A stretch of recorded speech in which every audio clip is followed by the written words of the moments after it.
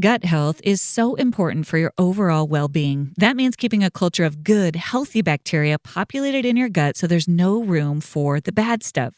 Your immune system, your digestion, and even your daily mood are directly affected by your gut. I'm a big believer in probiotics. They have been such a help to me as I've healed some persistent gut issues. And Organifi has an organic blend of pre and probiotic capsules that empower your gut, improve digestion, absorb greater nutrition, and promote a strong immune system in just seconds. Organifi Balance capsules are a dynamic 5-strain blend with spore-based probiotics for potency and resiliency in convenient, easy-to-take capsules. This potent combination helps support healthy gut flora, maintain healthy gut balance, reduce bloating, reduce abdominal discomfort, regulate elimination with 20 billion CFU guaranteed and no refrigeration needed. Organifi is a line of organic superfood blends that offer plant-based nutrition and high-quality ingredients. Each product is science-backed to craft the most effective dose with ingredients that are organic and free of fillers. And the best part is that you can experience Organifi's high-quality superfoods without breaking the bank. Head over to www.organifi.com/bestofyou and use code bestofyou for 20% off your entire order. That's www.organifi.com/bestofyou.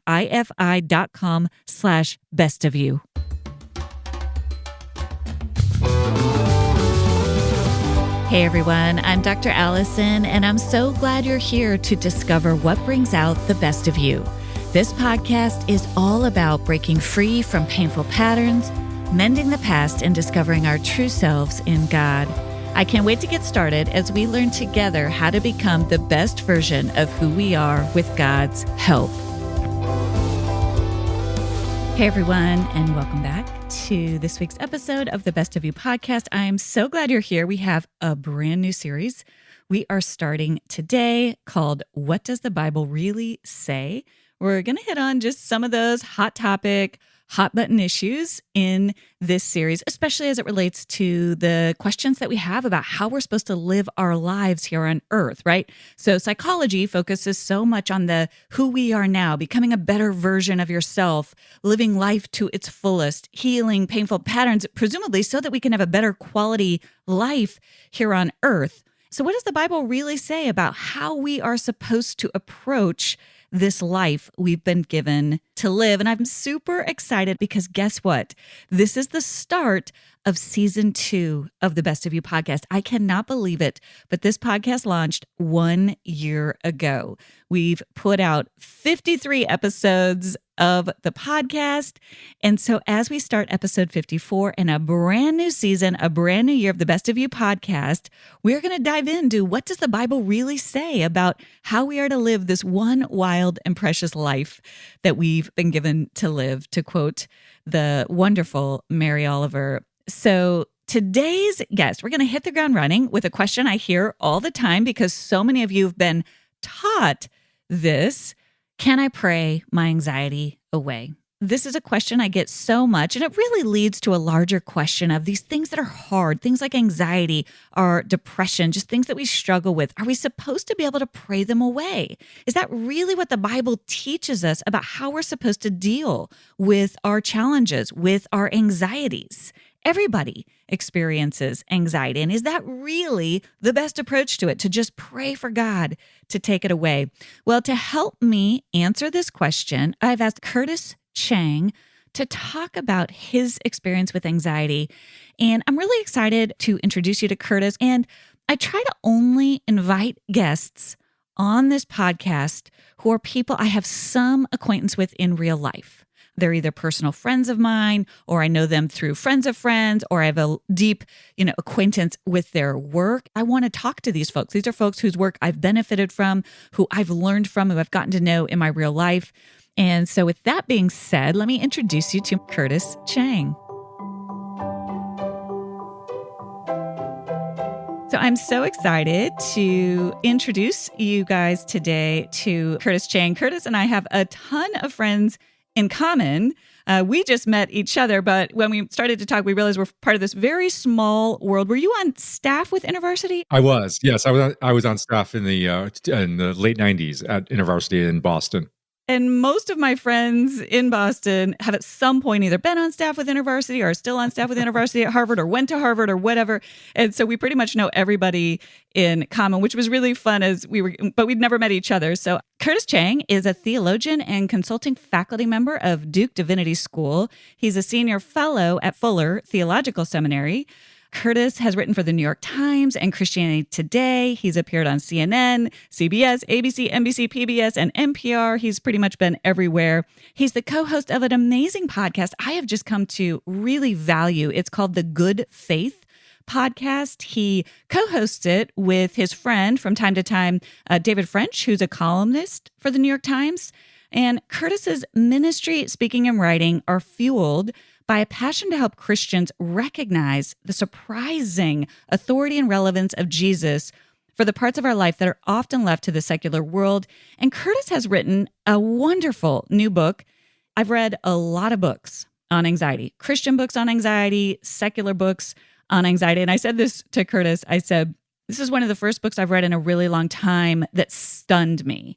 Listeners don't see the fact that you've got a bookshelf stacked full of books behind you that prove that this is indeed true. So. Yeah. And it was you brought in, I don't want to spoil it because we'll get to it toward the end, but you brought in one of my favorite theologians, which is N.T. Wright, and sort of but you brought it together with anxiety in a way I'd never thought about it. And I had an immediate epiphany. I was actually on a plane.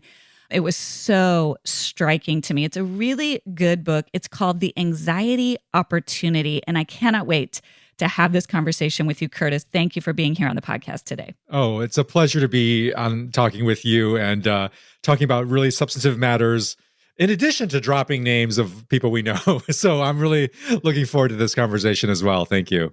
Oh my gosh. I kind of want to dive in to the deep end with you personally, because your experience of anxiety really flows out of your personal life. And you start the book off talking about your experience with anxiety as a young boy. And it was just so compelling. I think any parent reading that, is just, their heart is just being so tugged toward this very vivid description of what anxiety was like for you. Can you tell us a little bit about that? Yes, and I think it's important to recognize that we've always lived with anxiety. We certainly are living with higher rates of anxiety. I think objectively, all the studies show that anxiety rates have gone up substantially, especially for our teen. So if you're a parent, odds are you have a child, a teen in your family that is suffering from anxiety, and many, many other families with kids who are suffering from anxiety/depression. In my church, I don't know a single family, I think, that hasn't been touched by this. So we are living in a pandemic, a mental health pandemic of anxiety, that's for sure. But it's also important to recognize that part of the rise has been just the rise of recognition of existing anxiety that's always been there. So I think objectively we are right. It's not we're just relabeling it. There's objective rise in anxiety, but it's also helpful to recognize, wait, we've always lived with that. We just didn't have necessarily the language or the tools to recognize the anxiety that was there. And that was certainly true for me growing up. I'm an immigrant, part of an immigrant family. I immigrated when I was 3. And in the Chinese American culture, mental health is just not something that we have categories or tools to make easy sense of. And so it just wasn't a category to be able to say I was anxious. And the story that I opened the book up was with realizing that I grew up with a pervasive sense of anxiety stemming from the fact that I was a latchkey kid. So starting at age 8, I walked home from school and came home to an empty house by myself. I was the first kid to get home, and there was a key under the mat that I would use to let myself in. And now we think about letting an 8-year-old come home to an empty house. We think that's ridiculous. That's bizarre. But that was normal for me growing up. And so, but it was actually, looking back, I realized how much this was a deeply anxious experience for me. And both coming home to an empty house, thinking that perhaps the creak in the attic was some burglar that had broken in. And so, also I'd race outside when I'd hear a creaky sound in the house, and try to be outside so I couldn't be in the house alone. And then really afraid of that my parents wouldn't come home and that they wouldn't make it home alive. That was a childhood anxiety I had. And so I developed all sorts of coping mechanisms to deal with it, even though I was not ever able to name that experience as an anxiety. And certainly, and I tell the story in the book, certainly wasn't able to name it for my parents and I think even if I did, they wouldn't have any way to make sense of it. And so that led to a bittersweet experience of my childhood that I won't share the story of it in detail. But I think what it's trying to illustrate is actually, even if you're a parent of an anxious child listening to this right now, one of the steps that I talk about in my book that's helpful to recognize is to recognize your own anxiety, both currently, but also even in your past, as a way of actually making sense of it and establishing some sense of understanding of your anxious children. Yeah. It was interesting reading that section. Curtis, we're probably roughly the same age because all the era, things that you point to, I was like, oh, yes, I relate to all of those. The latchkey kid was normal. And I talk about trauma. You didn't use this word, and I always want to not throw that word around lightly. But even if we think about these small t traumas as unwitnessed pain, right? You were alone in that experience without there being a name to it. And so it lives in your body a little bit. And we develop shame around that, which you get into in the book. That was my experience too. It's like, what is wrong with me that I can't literally be in a house by myself after dark when I should be old enough to be in a house after, we start to develop a shame narrative. And you talk about this as this anxiety kind of continues to go unnamed, to maybe even go unwitnessed to yourself, to others. It festers a little bit till you reached a breaking point as a pastor. And tell us a little bit about that. Yeah. So one of the reasons I wrote this book was to reframe anxiety for Christians, because they're the dominant narrative for anxiety for Christians is that it is a problem that we are supposed to make go away.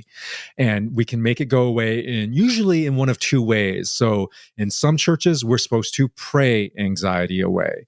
And in other churches, to use a sort of label for it, we're supposed to pill anxiety away. So we either use spiritual means to make anxiety go away, or we outsource it to secular mental health for either medication or therapy to make go away, which, by the way, I am a fan of medication and therapy. I think it's a helpful tool.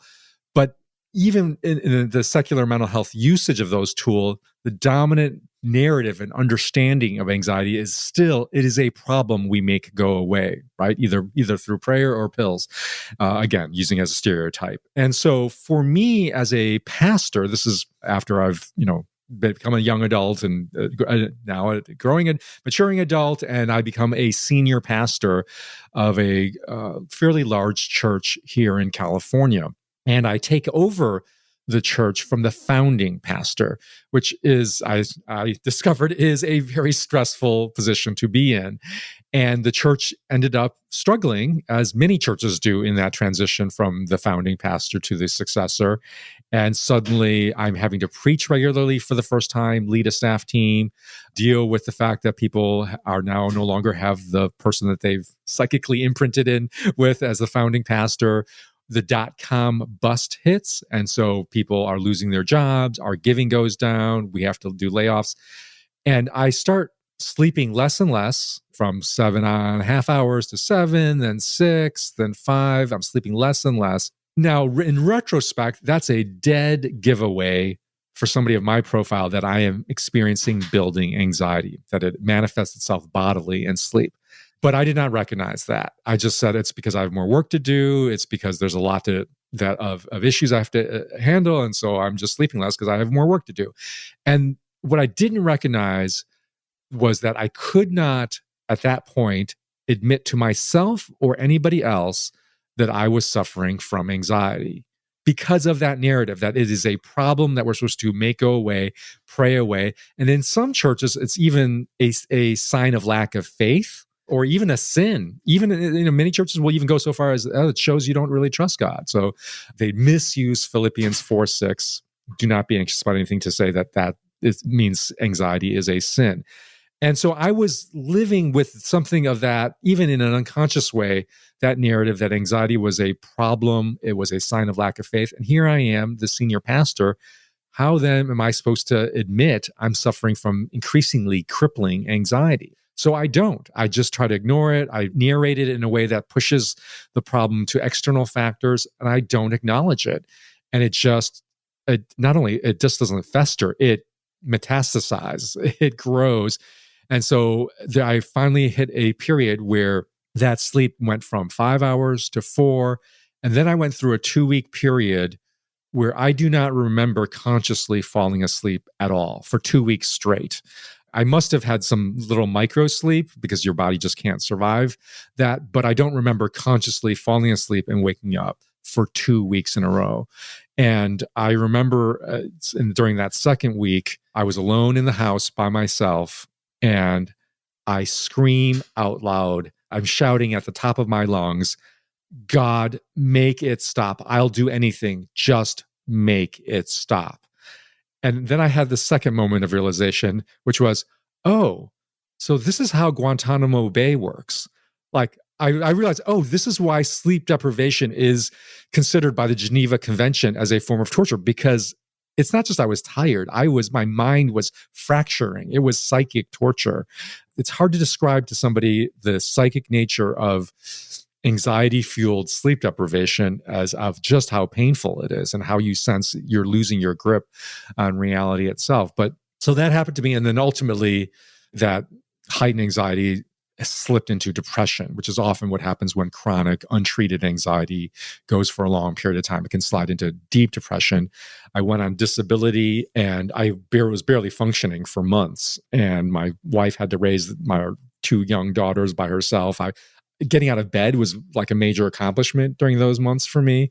I was utterly crippled and disabled as a person. And so all of that, at least, is somewhat attributable to the fact that I felt so deeply ashamed about anxiety that I could not actually acknowledge it as a problem when it was still building. And the worst of the symptoms could have been headed off.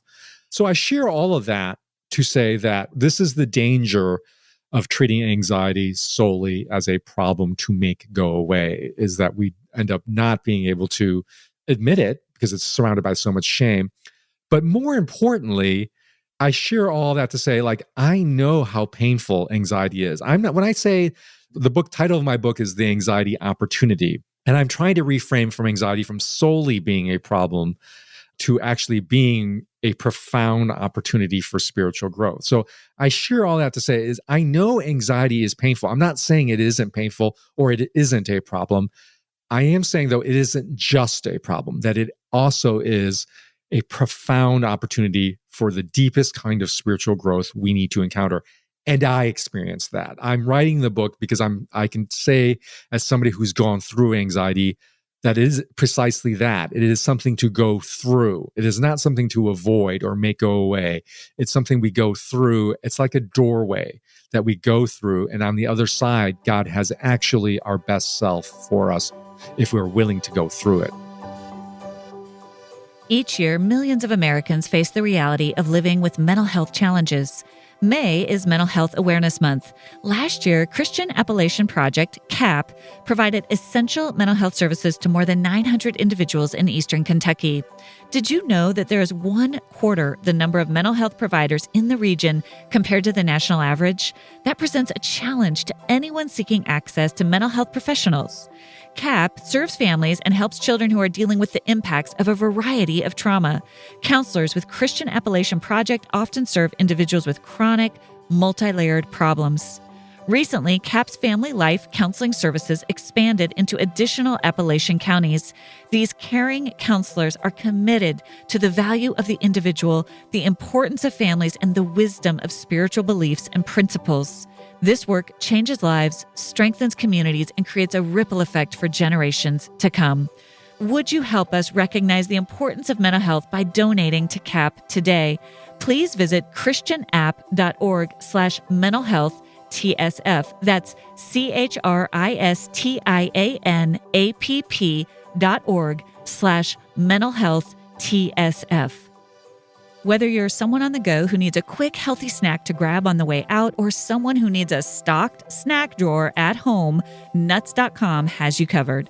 Nuts.com is your one-stop shop for freshly roasted nuts, dried fruit, sweets, pantry staples like specialty flours, and more. Their wide selection means there is something for everyone. I love nuts as a healthy snack in the afternoon when I am just dying for something to eat and I need something that tastes good but won't set me off course on my health goals. My family loves the bourbon pecans, the cashews, the pistachios. They are all so good. And there are gluten-free options, organic choices, and other diet-friendly products. Whether you're looking for something sweet, savory, or need to stock up on everyday cooking essentials, you will find something at Nuts.com. You can shop a la carte at any time or opt into hassle-free auto delivery so you never run out of your favorite items. Right now, Nuts.com is offering new customers a free gift with purchase and free shipping on orders of $29 or more at Nuts.com/bestofyou. So go check out all the delicious options at Nuts.com/bestofyou. You'll receive a free gift and free shipping when you spend $29 or more. That's Nuts.com/bestofyou. The paradox of that door, the metaphor that you're using, and as I'm listening and I was reading, is that we can't get through that door to go through it if we don't name it and call it what it is. And that's what came through so clearly in your story. And it's what as therapists, we, at best, when we're diagnosing, it's not to say this is a problem to make it go away. It's to say we need to name this, because once we name it, and you talk about this in the book, we can differentiate from it. We can get it outside of us a little bit. There's a paradox there of the shame wants to keep us from saying, and you talk about this so well in the book, either we minimize it, we spiritually bypass it, as you're saying, or we try to if I just wasn't so busy, or if this wasn't the case, or if this wasn't the case, instead of just going, I'm dealing with some anxiety, which makes us feel anxious to name it. And in fact, is part of what opens the key to that door that actually allows it to soften. We talk about it in IFS terms as befriending it, which isn't to say that you love the experience of it, but the minute you can name it, as Dan Siegel says, you can start to tame it. And you really show us that in the book. It's such a gift that you take us into your journey, Curtis, because it was very real for you. This was not a minor event. And it wasn't just a one-time event, right? Like I explained how I grew up with it, although I didn't have the name for it growing up, because I had developed so many coping mechanisms that made it a highly functional anxiety until I hit that breaking point as a pastor. And I experienced it after my breakdown, and I still experience it today. Anxiety has not gone away from my life. But what it has become is this opportunity for spiritual growth, which is really the core message. And what I'm really inviting people to realize is that in anxiety, we are given a insight, given a picture, given understanding of all of the most fundamental things in our lives that we fear losing. Because that's what anxiety is. Anxiety is the fear of loss. And so when we're able to actually name and look at our anxiety, we're given a look into, this is the true state of my heart, this true state of my soul. And there's nothing like anxiety to reveal that if we're willing not to externalize it or not to be ashamed about it, but to actually just realize it's an invitation from God. That's the real invitation of the book, is for people to follow this journey through anxiety, to realize that this is actually the key, I believe, for some really profound spiritual growth for all of us.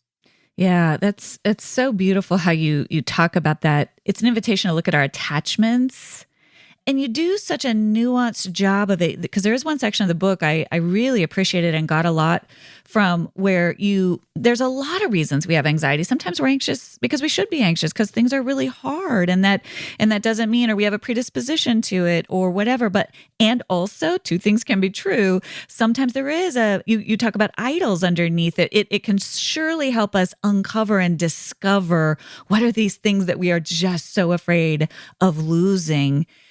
Curtis, this takes me to, you talk about in the book that this was the new thing that just was stunning to me, that in order to face the fear of the loss that is underneath so much of our anxiety, and this is a piece that I've never been taught before, we have to understand that loss will be returned to us, and it gets at hope. Tell us a little bit about that. That was so powerful to me. Yes, if there's one theological contribution that I'm trying to make to Christian understanding of anxiety that doesn't exist right now, it is that the ultimate answer, the ultimate strategy or approach to anxiety from a deeply Christ-centered perspective is the resurrection. Because the resurrection is the answer to anxiety. But it's important to understand how this works. Because what anxiety is, it is the fear of loss. Now, what a common mistake Christians make is that God's answer to loss is that we will avoid loss, right? So that somehow God will protect me from this feared loss. So if I am anxious about my finances, I'm anxious about my kids, how they're doing, I'm anxious about the world, the climate change or politics or something like that, that the answer to anxiety is that feared loss will never happen. God will be the grand insurance broker in the sky. Are you saying that's what the church teaches us? Yes, I'm saying that's the common mistake that churches can teach, is that if anxiety is lost, then God is going to insure me from any scenario in the future of loss, which is God both never promises that, and anybody who's lived for any period of time with any honesty would realize that doesn't happen. Christians go through loss just like everybody else goes through loss. And that the Christian, the Christ-centered answer to loss is not that God will protect you and ensure you from facing loss, but actually, if you go through loss with Jesus and in Jesus, then we participate in the resurrection promise. And what the resurrection is, it is the promise to give back what we have lost, not to avoid loss. In fact, the resurrection is only resurrection if we have died. That's what resurrection means, that it is the restoration of life after death. So death is the loss of all losses. So the resurrection promise, which is the center promise of the gospel, is not you will avoid loss. In fact, it is a promise essentially that you will go through loss. You will die. That's what death is the loss of all losses. So we have to actually get over our fear and our impulse to avoid loss and be willing to go through it like we walk through a door. And that's what it means to walk through anxiety, is to walk through loss, to go through it. And then the promise is not we will avoid it, not that there's a way around it or a way away from the loss, but a way through that loss. And that way through is experiencing, enduring it, suffering the real pain of the loss, but with the promise that on the other side is resurrection, which resurrection is the return to us. It's the great get back of all that we have lost. And Christians have not quite understood that the true nature of that resurrection is the return of all these earthly, bodily, physical, real concrete things that we fear losing. It is not we are zapped away in an immaterial souls to heaven. It is actually a restoration of real losses that we both fear and will inevitably experience. That's only when we can hold on to that promise that then we have the true Christ-centered response to anxiety, which leads us to our best self, because our best, most glorified self is given to us through death and resurrection. And that's really, I think if there's one thing I want to have a message out to your peers and your fellow practitioner, Christian therapist, is to actually really integrate the theology of the resurrection into our therapy, because ultimately I think that is the deepest, most robust answer we have to anxiety. The various things like, mindful breathing and presence and naming, those are all good. Those are all helpful. Buddhists do that. Secular therapists do that. That's cognitive behavioral therapy. That's all. What Christians bring uniquely to people suffering from anxiety, if they're willing to entertain it anyways, is the promise of true restoration that only comes from resurrection. And you talk about all of those methods in the book too, which are also very helpful. That's what I appreciate about the book. Yeah. There's a practicality to the different strategies that are sometimes just really practical, really concrete, really in the moment. The best of what psychology has taught us is important. And that piece where you brought it back, there's an exercise in the book. I'm not going to give it away, but I did the exercise thinking about how we think about heaven. And it was revelatory to me. And you take us through a corrective about what it really means to find our lives again on the other side of death. And it's not what so many of us have been taught. And then you sort of reverse engineer the fear. So it's like this thing, I'm so anxious about my health. I'm losing, aspects of my health that have meant so much to me. And we're afraid to face that because then we got to grieve it. And then that's just so sad. But what this exercise does is it makes you go, oh my gosh, God wants to give that back to me. And it's not a spiritually bypassing thing. It's not just like, oh, it'll be fine in heaven. That's not what you are saying. You are saying it's hard. There is some real loss. And I think anybody who struggles with anxiety understands that. You can't dupe yourself, gaslight yourself, right? To be like, it's really fine. Nothing bad. No. People who struggle with anxiety are sometimes finely tuned to the fact that sometimes really hard things happen. And so what I love about what you're doing is there's a way of saying, yeah, it doesn't mean everything bad that you worry about is going to happen.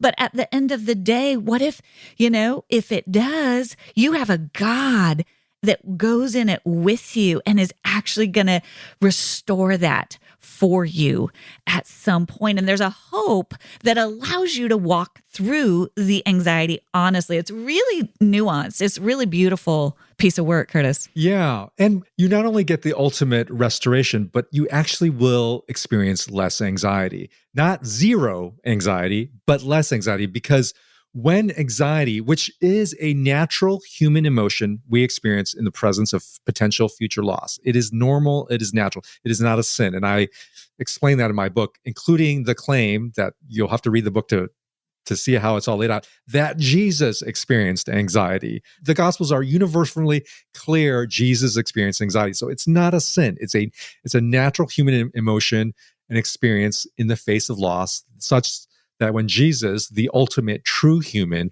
faced his impending loss in his death, he experienced all the symptoms, or not all, but many of the symptoms, classic symptoms of anxiety. And the scriptures are clear about that. But there's a difference between anxiety and anxiety disorder, right? So anxiety disorder is when we are actually responding to anxiety in an unhelpful, dysfunctional way. And one of the most pervasive common thread that you run through anxiety disorders, and studies have shown this, is this avoidance, is that we're actually trying to avoid anxiety. We're afraid of feeling anxious, but we can't actually avoid it because it's a natural human emotion in the face of inevitable loss. And so what happens is we get on this hamster wheel where we are trying desperately to not feel anxious, to do things to actually avoid feeling anxious, rather than just suffer it and go through it. And that actually is what creates anxiety disorders. That's what actually multiplies the level of anxiety in our life, is when we feel like it's something that we must make go away. Yeah.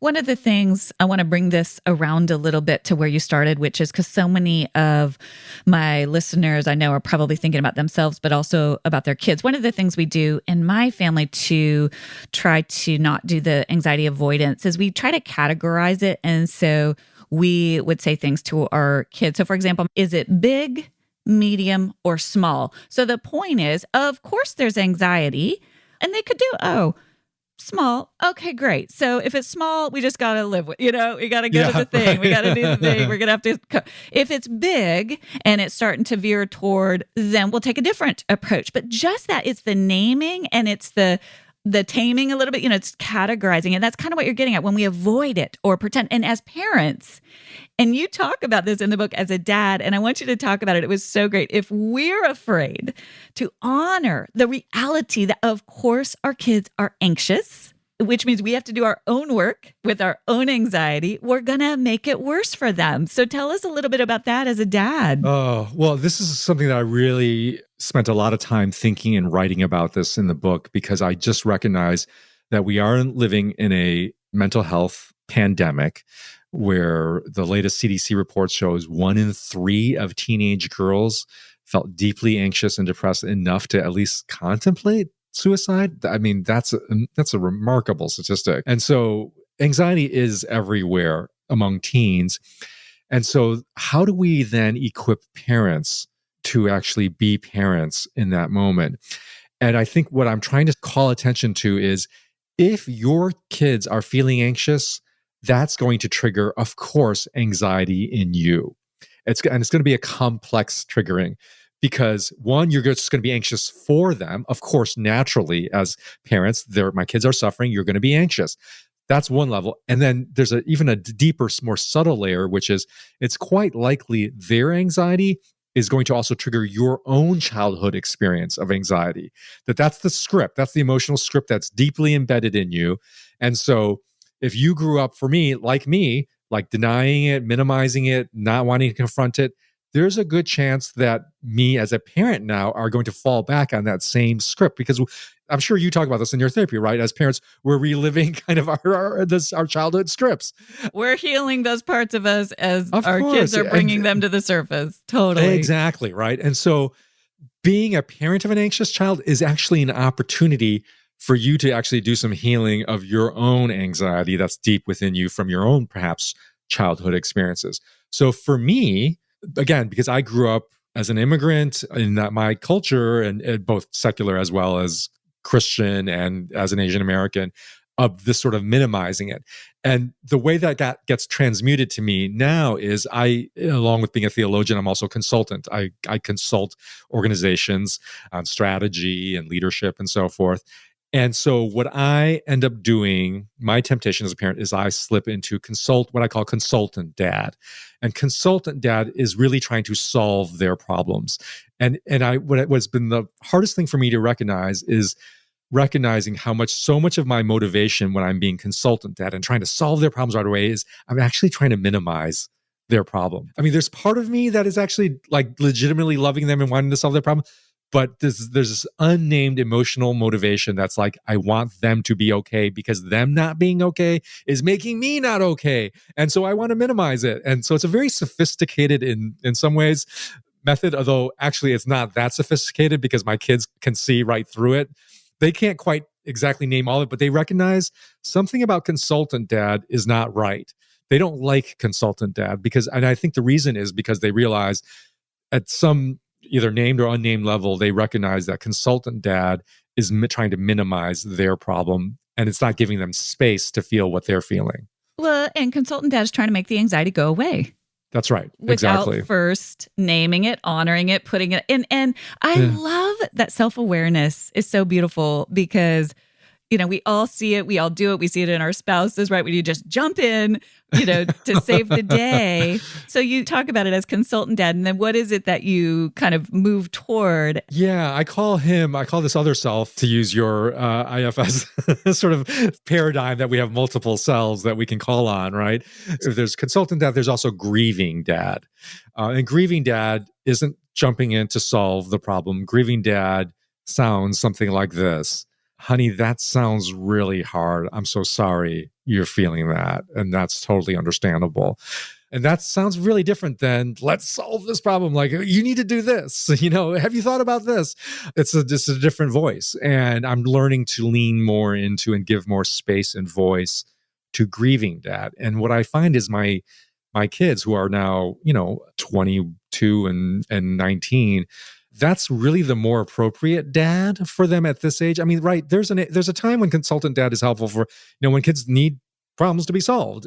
But at this age, as adults or near adults, they want somebody who is willing to grieve with them. And it's something that parents can give their kids in ways that no one else can.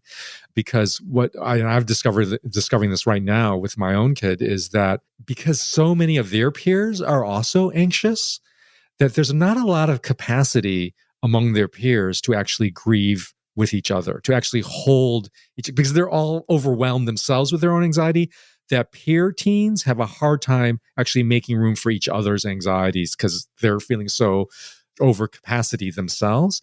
And so one of the great gifts I think parents can offer their kids is not to be the problem solver, although there's moments and times when that can be appropriate, but to be the one who is grieving with your kid and making room for it and ultimately deeply accepting their kids, right? Because the parental acceptance of your child, even as they are anxious, is something that I think any anxious person, but especially anxious teens, are deeply craving. Am I okay? Even as in my current feelings, am I okay? Am I still loved? Am I still accepted? Do I still belong? And that's the voice that the parents can give that no therapist, no doctor, no pill can deliver. It is that deep, fundamental, unconditional acceptance. And that's why it's so important for anxious parents to do their own work of accepting their own anxious selves. This is why I want them to read the book and do the work for their own anxiety, because it's almost impossible to accept a quality in someone else that you have not accepted in yourself. If you are rejecting, ashamed about, trying to make go away your own internal anxiety, you will not be able to accept, make space, receive the anxiety in your child. So it's both an opportunity and a means and a necessary means of responding to your child. That your child's anxiety is an opportunity for you to grow in self-acceptance of your own anxiety. And then that self-acceptance will flow back to give back to your child what your child most needs from you. It's so good. It's so right. And, as you were talking and you were talking about holding, that non-anxious presence, that safety, I got a picture in my mind. That's what God does for us, right? Jesus doesn't say, all right, here's the problem. We're going to say, Jesus says, I am with you. I am with you in it. It's the presence that we create. And there's so few pockets of that for our kids. There was a moment I loved, Curtis, where you had that moment with yourself.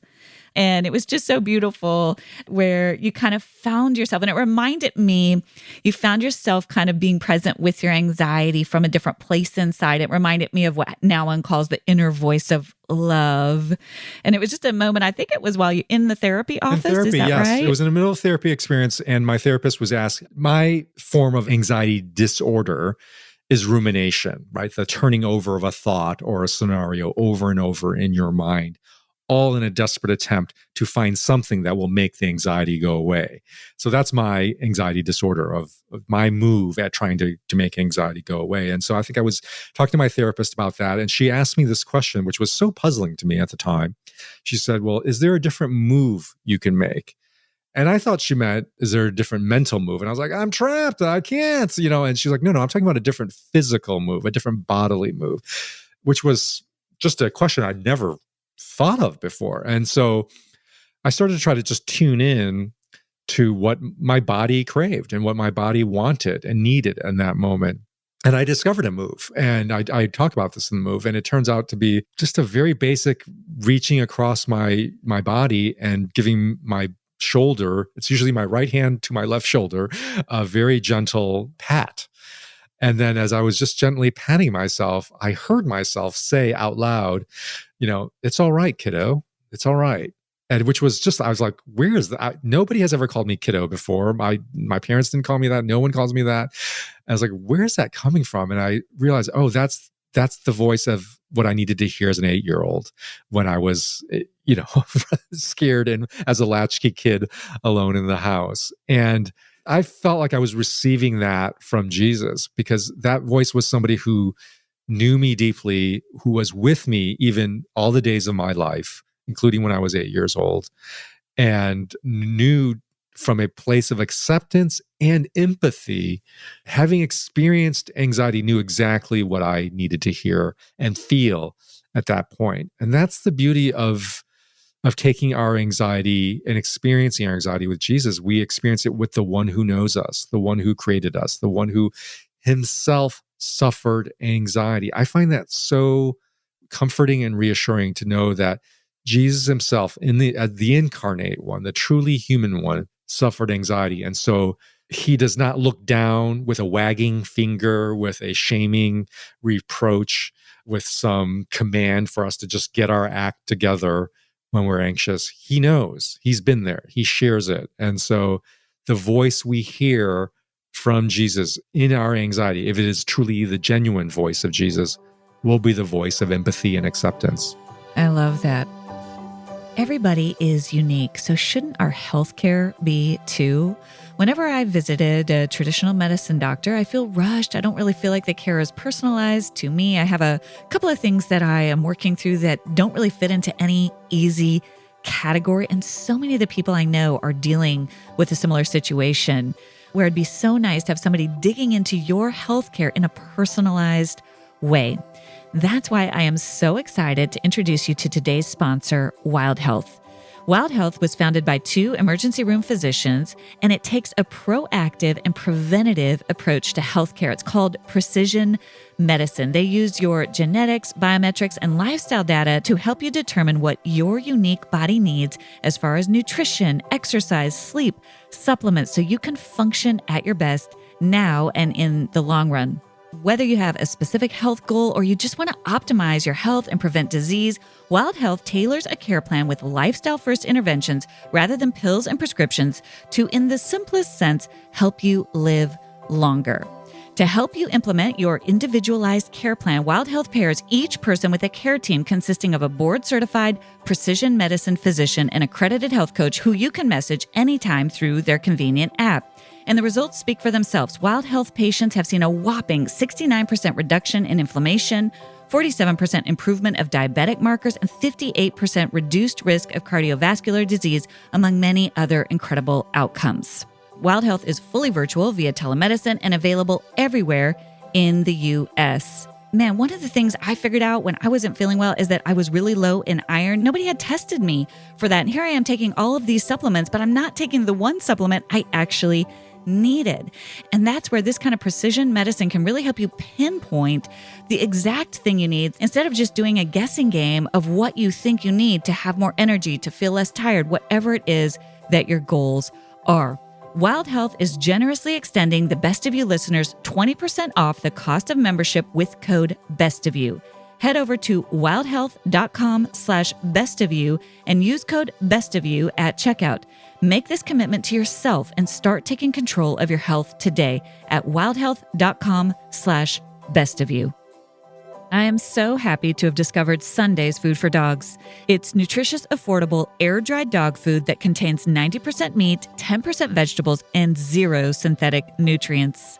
Sunday's was co-founded by Dr. Tori, a practicing veterinarian, and besides USDA beef and all-natural chicken, you'll find digestive aids and disease-fighting antioxidants for your beloved pets. Dog lovers report noticeable health improvements in their pups, including softer fur, fresher breath, better poops, and more energy. My dogs love Sundays. I have two. One in particular is a picky eater. Normal dog food just doesn't work for her, but they love Sundays, and we feel so good about feeding them the best quality food. We want them in our family for a long time to come, and Sundays is giving them our very best. Unlike other fresh dog food, Sundays is 0 prep, 0 mess, and 0 stress. It's shelf stable, which means it's easy for you to feed your pup top quality food.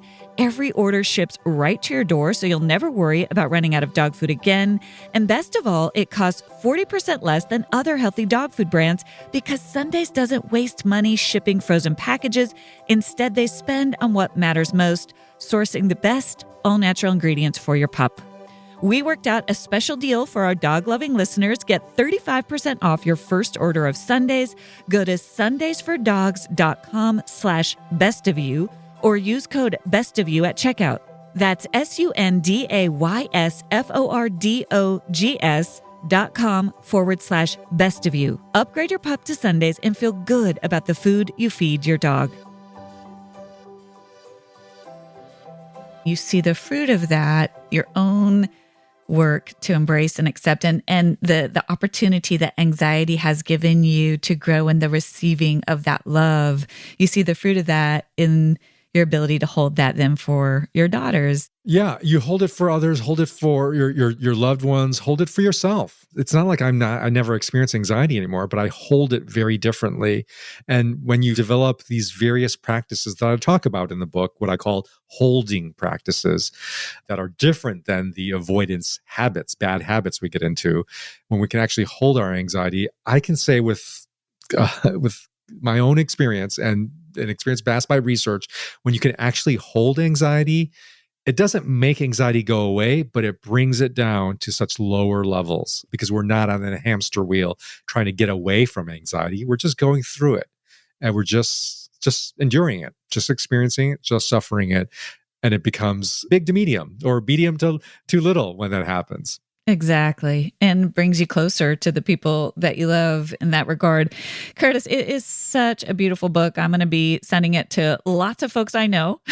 Oh, thank you. It's just a really profound, everything I do, I'm trying to integrate faith with psychology. And that's what this book is doing. It's the best of what secular therapy and all these strategies have to offer, combined with this really robust Christian theology, biblical theology. Tell folks how they can find you, how they can get a hold of the book. Well, so you can get a hold of the book at your typical Amazon, Barnes & Nobles, wherever you get your book. So it's called The Anxiety Opportunity, How Worry is the Doorway to Your Best Self. So please order, please review, and then also encourage folks to listen into our conversations around a lot of topics, but anxiety is a big theme that we weave through our discussion on our podcast called The Good Faith Podcast, again, available on any Apple Podcasts or Stitcher or every streaming device.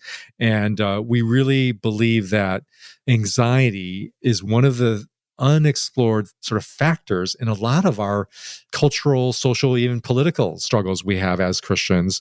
And I'm trying to actually show how anxiety and our potentially misshapen responses to anxiety are kind of responsible for how messed up we can get on all these other aspects of our lives. So Good Faith Podcast, please check that out, and The Anxiety Opportunity as a book. Well, thank you for just taking your story with anxiety. You also talk about that. We didn't get into this, but the other moment in the book where I teared up was where you talked about the idol, and then when you finally released all that fear around that particular idol of work to God, how ironically you began to have a lot of fruitfulness. And a lot of it was in this area of taking this pain of anxiety and transforming it into these beautiful resources for others. Yeah.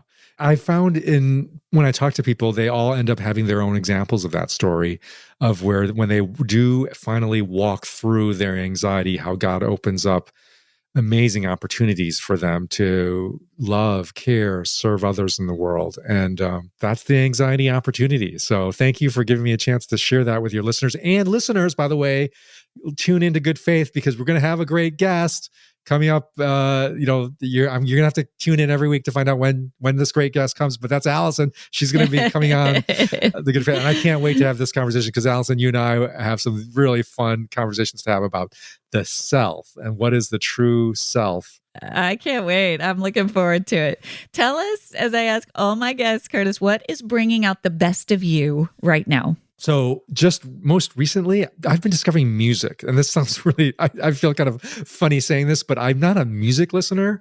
But I finally said, I really should be listening more to engage a part of myself that I think is undernourished. It's the non-rational, more emotional side of myself, the part that's poetry, not nonfiction, right? And I realized, that's what music is. Music is speaking to the heart, speaking to the emotions. It activates that part. So my daughters finally showed me how to get on Spotify and how to actually open up like a whole range of music. And I'm going to put a shout out. The music of Andrew Peterson is bringing me great joy. So Andrew Peterson is a Christian musician based in Nashville. He's released 2 albums called The Resurrection Letters, Volume 1 and Volume 2. I highly recommend that, because as you know, as we've talked about, resurrection is such, for me, interwoven to the Christian response to anxiety. And to have this musical exploration of the Christian promise of resurrection has been so soul-filling for me. So that's been the thing that's been bringing me joy. I love that. I'm going to go check that out. I love that. I love your call to rethink and reimagine how we're talking about resurrection, that it is not this. I just want to put a plug in. If you just read those 2 chapters, I want to say it is not this sort of, we're just going to sit around in the sky and sing boring songs. That's right. What hope is there in that? Yeah. How is that a response to anxiety? Right, that just makes you, exactly. Yeah. I love it. Well, thank you again, Curtis. Check out The Anxiety Opportunity. Check out the Good Faith Podcast. And we're just so grateful for you. Alison, it's been a pleasure. Thank you for having me. Thank you for joining me for this week's episode of The Best of You. It would mean so much if you take a moment to subscribe. You can go to Apple, Spotify, Amazon Music, or wherever you listen to podcasts and click the plus or follow button. That will ensure you don't miss an episode, and it helps get the word out to others. While you're there, I'd love it if you leave your 5-star review. I look forward to seeing you back here next Thursday. And remember, as you become the best of who you are, you honor God, you heal others, and you stay true to your God-given self.